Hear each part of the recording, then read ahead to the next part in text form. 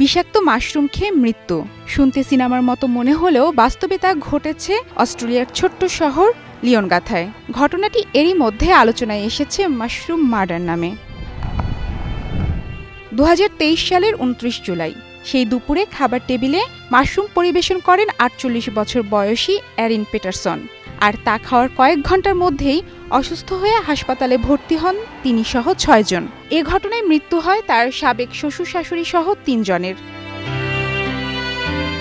পরে চিকিৎসক নিশ্চিত করেন মধ্যাহ্নভোজের খাবারে দেয়া সেই মাশরুমটির নাম ডেথ ক্যাপ, যা বিশ্বের বিষাক্ত মাশরুমগুলোর একটি।